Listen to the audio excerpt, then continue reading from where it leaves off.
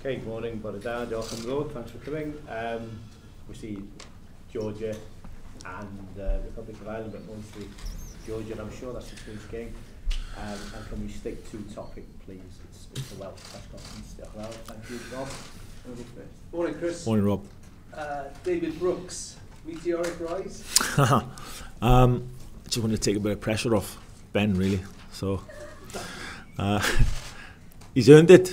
He's done very well, David, and he had a great couple of games for us in the last camp last month with Robert Page. You know, Pagey gave him a great report talking about him, and of course we know about him anyway, but I watched him down in Cardiff maybe 6 weeks ago. He came on sub for Sheffield in that game, but done very well.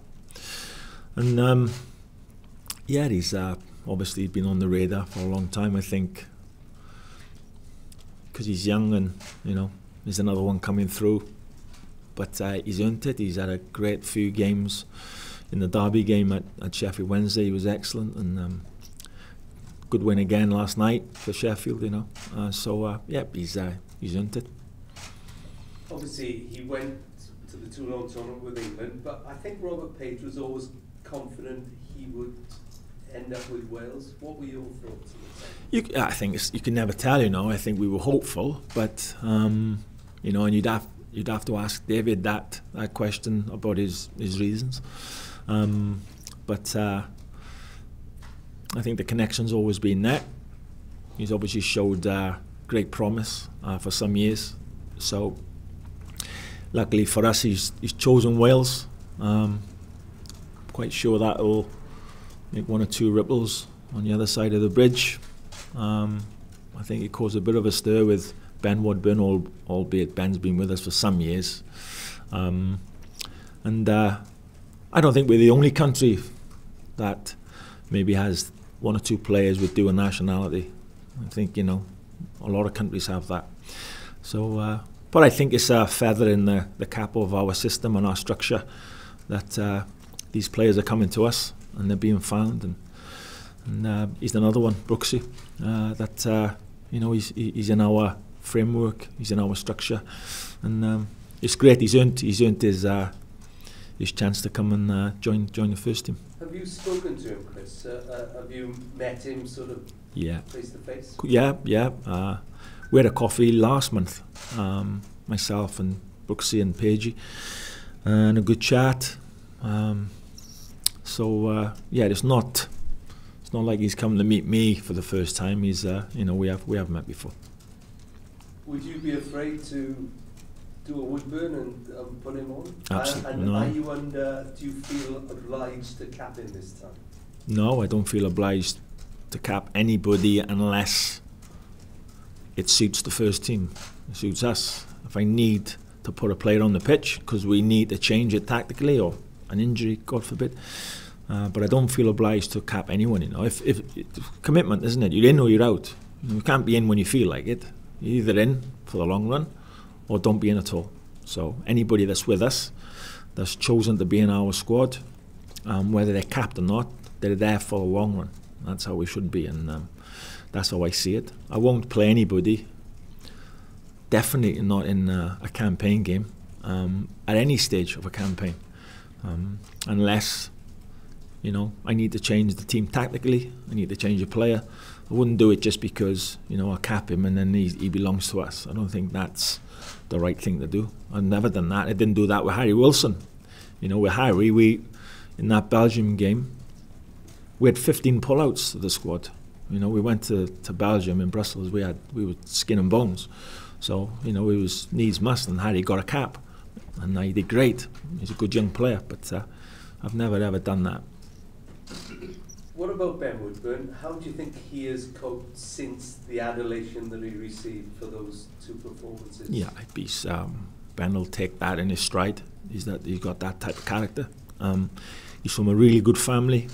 Ben knows, Liverpool know, we know that it's a long, hard road for any young player. And you've got to keep working hard and keep trying to achieve. And Ben knows that. He's done great. He's doing fabulous. He's had another call-up, you know, since the last since Moldova, and now he's gone on the pitch for the first team at Leicester, where he played for 45 minutes and done well. But yeah, we all know, they're very, very young, these players. Great potential, it's our job and it's their job to make sure that they fulfil this potential, but that's what it is at the minute, and it's a long, hard road. Joe Ledley has found the club now. How does that affect your thinking? Yep. There's a core of the squad of players that we've got who have been there a long time. And they've seen the other side of it. Joe Ledley's one of them. He never really gets mentioned a lot, Joe, but I can promise you in any success we've had, he's been right in the middle of it, on and off the pitch. So it was a concern. I was tempted in the last campaign to use Joe because he's been fantastic for us, but we just couldn't take that chance, But no, now he's at a great club, Derby County. He's playing, scored a goal last game, so he'll be coming into this camp in a lot better, physically, mentally, lot better shape. So for us, it changes, but in a positive way. Of course, going into this game against Georgia, having a fit Joe Ledley that's ready to start the game, yeah, of course that could change things for us. Defensively, no Jazz Richards and no James Collins. Are you, I won't say threadbare, but are you up against it there, given the fact that 7 of your players are on yellows as well? Yeah, in the last campaign before games we had players on yellows, even before we played Austria. But my message to them was, you've got to go into the game, and if you take one, if you get another card, that's football and that's what happens. What we can't do is go into it on thin ice thinking, because and then we won't get what we need to get. So if somebody gets another yellow and they miss the second game, so be it. But it's not about the second game. The second game doesn't exist at the minute. It's all about the first game. So whoever's on yellows, they just got to go into it with a clear mind. We've got enough quality and we've got enough quantity of defenders to see us through this game in Tbilisi, that's for sure. It's a shame we're missing James and his experience. He's got 50 caps for Wales. He's been there, seen it and done it, and it's a shame we're missing the big fella. And Jazz also. Jazz has been excellent for us in some big games. He's had to take a lot of responsibility, and he's loved it, and he's done great for us. So we're without Jazz also, but we've got enough there defensively to carry us through this game in Tbilisi. And the two players we always talk about, Ramsey and Bale, appear to be in peak form now. Bale scored a beauty, didn't he, again on Tuesday? I know you're never surprised, but yeah, it's great. I think it's good because in the last camp, Bale came to us where he's probably fitter now than he was then, but he played the 2 games for us, ran his socks off, and was, of course, in the heart of everything, like he always is, and same with Rambo. Months down the line, both players are playing even better for their clubs. So I think this will be Rambo's 50th cap. So really well deserved by him and by a player again. I've said for some time, it's obvious that if we're going to achieve something special, we have to have him. He's got to be with us. He's that important. So it's good that both players are playing so well. And would you say in those 50 caps for Aaron, when you pick him, but when he celebrates the 50th, would you say that maybe to date his finest hours were in France? Well, he was magnificent, But I think I've never seen anybody dominate, one single player dominate games as much as he has for us. But he did that. I remember there's a game up in Hampden Park in my first campaign where it was just a complete performance by Aaron, completed by a sending off in the last 60 seconds. But he was absolutely amazing. I've just mentioned the game where we had 15 pullouts in Belgium in the first campaign. Last game, completely ran the game, Aaron Ramsey. We scored at the end, and he completely ran the game. He has that ability to do that. He can do it at both ends of the pitch. He can start a move from the goalkeeper and finishing off at the other end. And we saw that that's why he was picked in team of the tournament. You know, he was absolutely electric in France, and we saw him out in Belgrade again. You know, we never had Balo. He was a great player, and Aaron stepped up. So yeah, he's a terrific player. You've been to Tbilisi. 5 years, I recall. Yeah. Does that rank in your low moments as a player? Oh yeah, right there. Unforgettable for all the wrong reasons. I'll never forget that game. We didn't know what to expect really going into the game. We didn't know too much about the Georgian players, but we certainly knew something after 10 or 15 minutes where they completely ran over us. Too good for us. We weren't a good team at the time for different reasons, but no, we got slapped about in that game, that's for sure, and they beat us by 5 and could have beat us by 10. But yeah, I was there last month just to check it out. The stadium's different. The whole city is different from 25 years ago, if I'm honest. Fantastic stadium, and it's a great stadium for an international football match of this importance, and I'm looking forward to it. Are you going for top place, or are you more thinking, let's get one of those best seconds? I think at the moment, it's Serbia's to lose. And regardless of that, the importance of this game doesn't change for us. You know, we're taking 2,000 fans to Georgia, long way, 5-hour flight. It's going to cost our fans a lot of money to go there. So regardless of what's at stake, the very least we can do is make sure we give everything we got. We give everything we got, that's it. Whatever else happens anywhere else, doesn't matter. Whatever's on the game. We're playing for Wales, we're playing another country. We're taking a hell of a lot of people there from our country to support us. So the least we can do is empty on the pitch. So there's no second game, there's no what's coming afterwards, no matter what happens anywhere else. Wales, Georgia v Wales, and it's us going there and emptying on the pitch. And what comes after that comes, you know, we don't know, but that's how we have to look at it. Do you think you need 2 wins to get to the World Cup? Yeah. Yeah, we do. We needed 4 before Austria. So now, yeah, to be realistic, if we think we're going to do it without a playoff game, we need something to happen for us somewhere else, and we need to take care of business ourselves. But I'm stating the obvious, you know. I think nothing that people won't be surprised by those comments. But like I said, I don't. People say these, you know, everybody's I talk to keep talking about Republic of Ireland. We don't play Republic of Ireland next. We play Georgia next.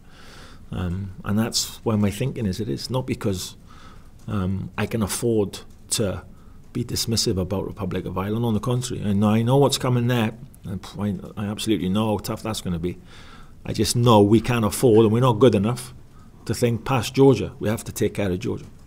Last couple from me. I forgot to ask you about Chris Maxwell coming in for Adam Davis. Yeah, but he's had a fantastic season, Chris. And Adam's a really good young goalkeeper, obviously, and we took a look at Adam. We want to take a look at Chris. We've seen both before, but I think on form at the minute, you know, Chris has got the nod. Adam did great in the last camp. Great kid, and he's going to be with the Welsh setup for some years to come. I would think, as will Chris. So, but Chris on form has done very, very well, and he deserves to be called. 2 games left in the group. I know I asked you about all those doctorates you kept going last time. Is there any thought in your mind, I think I know what you're going to say, but is there any thought in your mind this is an end game for you as Wales manager? No, you know, we were here last month, Rob, and we had a chat, and it hasn't changed for me. It hasn't, you know. My approach last camp was the same this camp. It was the same in the first camp. When we played Moldova home, I can't think past what's in front of me, you know. So, of course, the questions will be asked and what's going to happen, blah blah blah. But I don't think about it. I still think about going to the World Cup, and if I want to go to the World Cup, I've got to take care of what's in front of me. And what's in front of me is Georgia, and that's where my thinking is. And there's been no chat with the FAW since you and I spoke? No. I think I have to appreciate that they've kind of given me what I wanted in terms of they've backed off, let me concentrate because they know how important it is. And I can't help but think that I think certain people think that because what we did last campaign where we qualified outright and we had an amazing tournament, I think one or two people are a little bit downbeat that we haven't done it again. And it's, I said, be realistic. Come on, we're right in the mix again, Serbia, ourselves, Republic, right in the mix. And what we wanted at the start of the campaign was in the second half to be there, to have a say, and we got a big say. So I'm absolutely ecstatic and excited about what's coming. I am. I think the players again have done brilliant, and there's still a lot to play for. And I think the FAW have done brilliant with me because they've just let me get on with it. They've not put pressure on me, and we're saying, right, let's see where we come out. Because I said before the Austria game, I still believe that I believe we're good enough, and if we can get it right, we can go to Russia. So, and after the last camp, nothing has changed my mind on that. So, but for me to fulfil that, I've got to take care of this next game. Is one of the added difficulties this time is that your long trip is first and you're coming back. How will you cope with that? Have you made special preparations for the recovery time? Yeah, well, normally we travel away day before the game because it's a longer flight. We're going 2 days. We come back as quickly as we can, but we're going to stay in Georgia after the game. We'll come back the day after a training session there in Tbilisi. So yeah, we've had to do things slightly different, but needs must. And that's the beauty of international football, and those are the demands of international football. I think people look at it and they talk about the games in 90 minutes and the physicality of this game and that game, but a lot of times they're travelling, and it's the logistics and how do we get there and get back in time for this, that, and the other, and that's the demands of it. But all the teams have had to go to Georgia, and we're no different. This is always coming, we've known about it. We've taken different steps. We're doing it slightly different, but that's because it's such a long way away.